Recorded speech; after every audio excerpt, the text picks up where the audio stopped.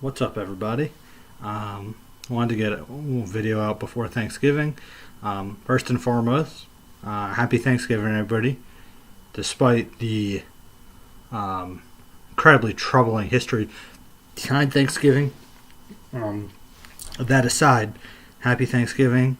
Hope everyone has a great time with their friends, families, loved ones, those who you usually don't get to see, and safe travels because we all know the roads are going to be an absolute shit show. And do as I'm going to try to get out early. Whether that will be a success is another issue. So been real busy traveling all over the fucking place. So falling behind, a lot of things going on. I do have a more kind of prepared video, which I might even put into a blog while I was kind of flying around between place to place.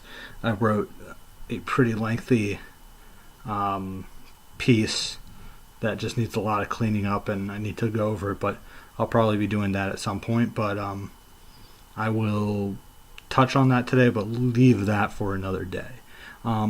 Just want to talk about a few quick issues. I will be talking about first and foremost what's been happening since the election.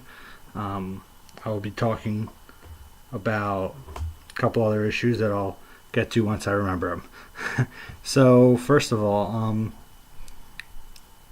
this situation with the Democrats now approaching 40 seats, so that's good news.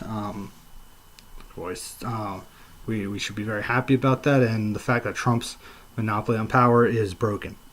It's a small step, but it is a necessary first step. Cannot sugarcoat that at all. Moreover, we're seeing new fresh faces coming into the House, progressive left-wing faces, and that's a good thing. They're not perfect, they're not saviors or anything like that, but it's a welcome change, and I think it will give the left a real good boost. Particularly looking at Alexandra Ocasio-Cortez, who is taken, even before going to office, has taken that place by storm, driving right-wingers nuts, driving centrists to some extent nuts, but really actually gaining traction and getting support for a Green New Deal, which, anything about the massively dire timeline we're on with regards to the climate crisis needs to be addressed as soon as possible. So this is a very good thing, something we should embrace and celebrate. We have now a member who's openly endorsing BDS, boycott, divestment, and sanctions of Israel. We have members who are new and returning who are going all out on trying to stop the Saudi Arabian genocide in Yemen. These are all very good things that should be celebrated. And of course, Medicare for All is there too. Now, the main news out there right now is about Pelosi's position as Speaker of the House. It is a little bit tenuous, but most likely she'll get through. But about 16 to 20 Democrats are coming out kind of against her. While I have many issues with Nancy Pelosi, she doesn't support Medicare for All. She is, in my eyes, a centrist in many ways, and has capitulated every step of the way. And her talk about bipartisanship after the election was a load of horse shit. Her talk about pay-go and instituting rules, basically unilateral disarmament, that would make progressive priorities very hard, and acting like we have to give a fuck about the deficit when the Republicans never give a fuck about the deficit except when they're in a minority. So just something to ponder there. So I have a lot of issues with her. I would like to see someone considerably more progressive there, like a Barbara Lee, who has unmatched courage to come out against the AUMF when practically everybody, myself included, saw that as treason. So that takes a lot of courage, and people like that should be in leadership, because there's a lot of pressure on leadership to basically break break down and support the status quo. So you need someone with an iron will. And I think someone like Barbara Lee would be very good for that. Unfortunately, that seems not viable. There just aren't the numbers for that. Essentially, it's just not there. But she is running for leadership, and hopefully she will win. What this challenge from these other Democrats is, this letter and some others who are challenging, they're coming from the right. They're more conservative Democrats. They're so-called blue dogs, and then your business-friendly, like centrist New Democrats from the Clinton tradition of essentially going back to what's failing, neoliberal policies that are, basically meant to fuck the working class. So that's what it is. That's what these people are. They want to actually take someone and put someone in there to the right of Nancy Pelosi. We have so much momentum. You look at the poll numbers on things like Medicare for All, Fight for 15, and you want to move to the right. And I say fuck that shit. And if I had to choose between Nancy Pelosi and those motherfuckers like Seth Moulton, people like that, it's not a hard one. You pick Pelosi, but I'm glad to see that the progressives are making her, have some concessions. They're holding her feet to the fire, and I hope they continue to do that and make it clear. You want our support. It's going to come with, it's going to come with some. You're going to have to give us some. And it seems like they have gotten more committee assignments in some of the more powerful committees, and that's a good start. Not everything, but it's a good start. And look. The reality is we just don't have all the people yet.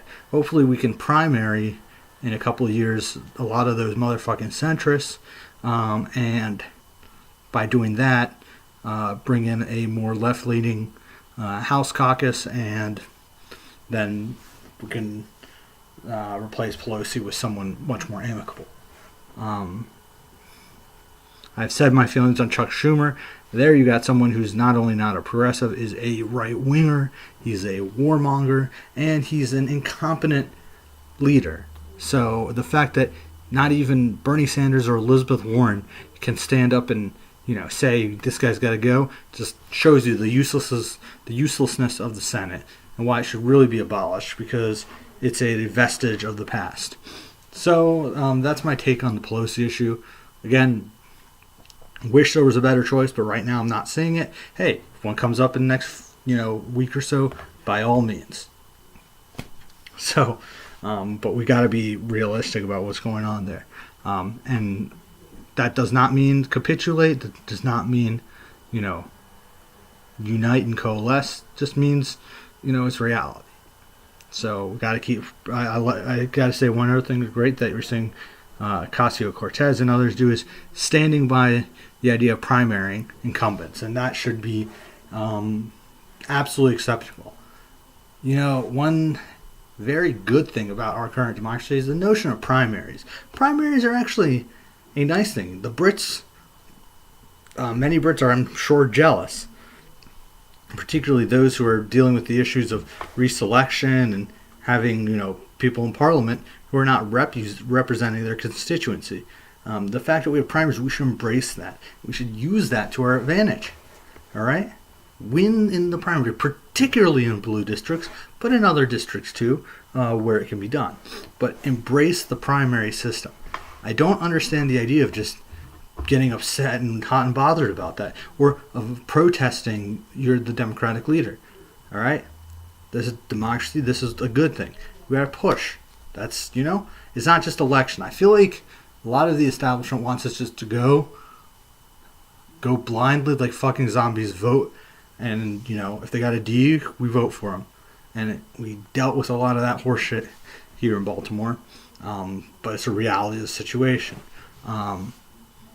You can't, this is not a very helpful or a healthy way of doing democracy, and that's got to stop.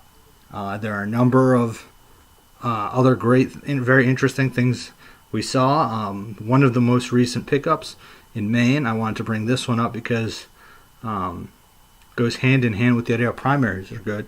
When we're talking about a candidate, a Republican candidate won the first choice election. By the way, background, Maine now has ranked choice voting, which means you get to rank your choices. And if candidates don't win on the first election day ballot, they don't get 50%, then the remaining people, it goes to a head-to-head basically, and the remaining choices get reallocated amongst the leading vote getters. And that's what we saw. And we saw a Democrat win on the instant runoff and take the seat away, and that's a good thing. We should encourage that, and we should see a lot more of that. I don't understand the concept that, people seem to think that, voting is only a privilege. No, it's a right. We should make it easy. We shouldn't make it hard. That's what that's why the countries that make it easy have high vote, turnout. So that's just something that was there based on what I saw, this backlash against primaries, which just bothered me. So that was one thing. Another thing that's been happening, we've been seeing the Jamal Khashoggi situation in Saudi, with regard to Saudi Arabia. It's now they have the tape. I mean, we haven't heard it, but it's out there. It's very clear what happened, who did it, and we have a president that doesn't give a fuck, that goes out today and basically says, yeah, they did it, but who cares? Because, the Saudis line my pocket with money. I got businesses ties with the Saudis. I got all kinds of, completely absurd financial relationships. So I don't care what they do. I don't care if they chop up a U.S. resident. I don't care if they kill,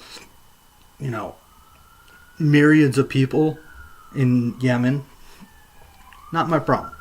And I got to go over this idea of fucking, we got to use them because Iran's more dangerous. Now, I'm no fan of the Iranian government.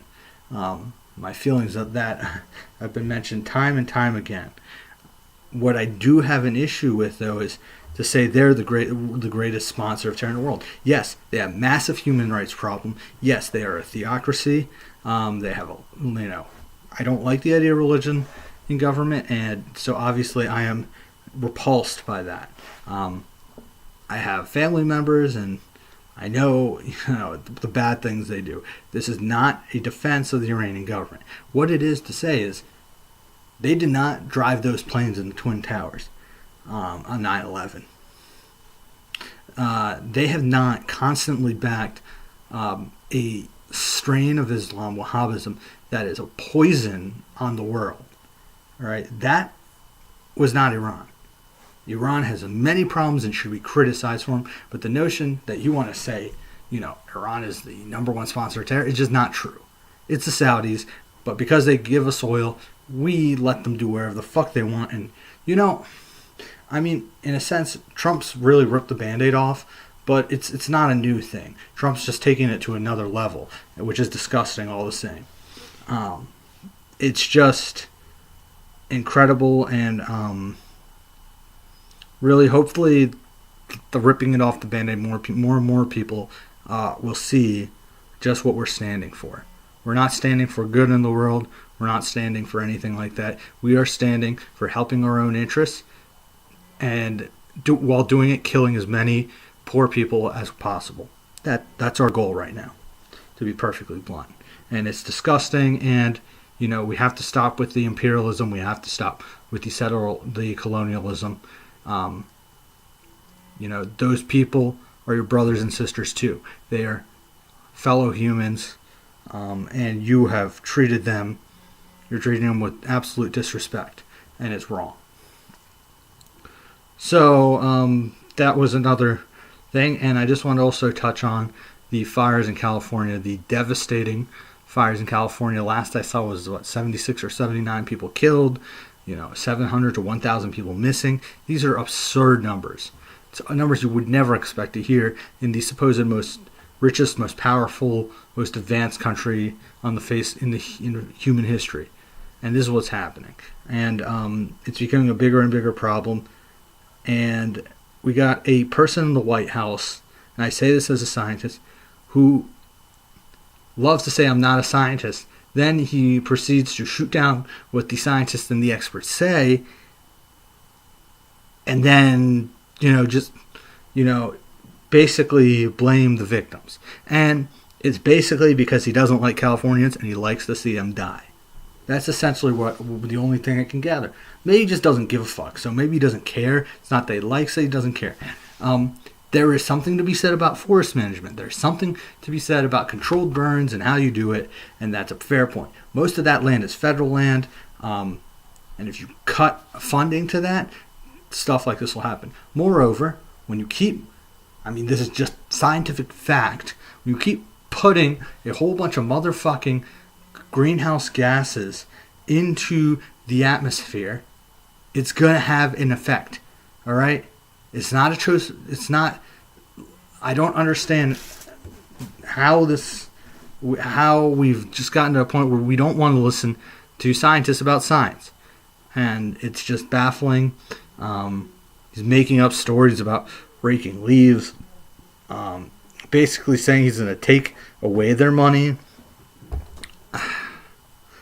It's just absolutely stunning. It's stunning that we have a leader that lacks... I'm not saying the leader has to be some sort of genius. I'm not saying the leader has to be some sort of superhuman. No, I don't think I am. Honestly, I think I want a leader who simply looks at and listens to people who know and is willing to listen to people who know better than him. All right, this is what the scientists say. All right. It's not a hard one. It's not a fucking hard one. And you have this idiot out there basically poo-pooing all the work that's done, all the science, everything that's happened, and just saying the world is flat. That's essentially what this motherfucker's saying. And more people will die for it. Of course, it will, disproportionately affect the poorest, the most vulnerable, but it will affect others. And I just think stories now you're hearing of rich people having their own private fireman service. Just like you're hearing about Eric Prince and Blackwater and private mercenary armies. This is what we're going to. This is some sort of psychotic late-stage capitalist madhouse. Okay? It's really incredible, and, it's just a crying shame because the people who deserve it the least take the most pain. And hopefully we can get this turned around, but it's going to be... my fear is that shit's going to get a lot worse, and only until it's too late will we figure it out. Okay? We need a Green New Deal. We need a fucking Marshall Plan to get this done. We need to essentially, overthrow the modern foundations of our system of governance to get this right. That's what we got. That's what the data is there right now, saying we don't have a lot of time. We need to turn this around now. So, you want to talk about you're not a scientist, then do us all a favor and listen to the scientific consensus. If data comes out that changes that, then fine. Then we'll go from there. But don't go around victim shaming, the firefighters in California. Don't go around victim shaming, the people there.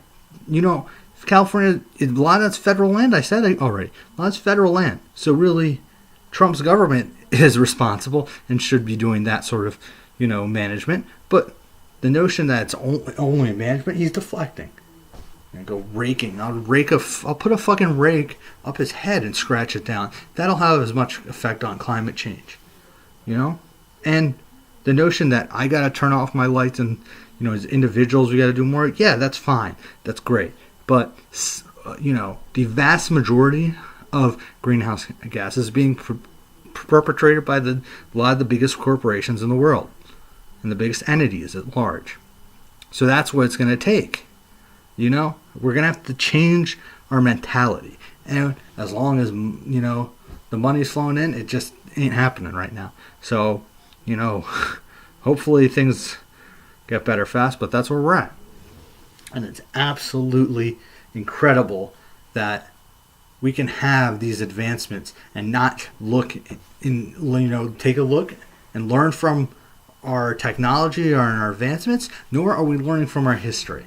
So this is where we're at. Because, the notion that this guy lies so well that he sounds like he's going to do something, it's incredible.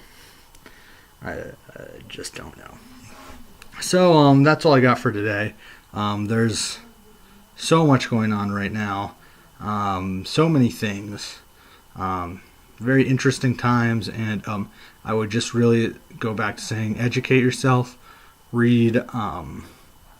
It's tough because, the system right now is predicated on driving you, working you into the ground, and not giving you any time to educate yourself. Its system is predicated on making getting involved in democracy very, very hard for the common man. But I would encourage everyone to keep going and keep fighting. So until next time, have a good night. And again, happy Thanksgiving. Drive safe. Remember, it's more important to get there than try to get there fast. So hope everyone has a safe, nice, and pleasant Thanksgiving. And I'll catch you next time.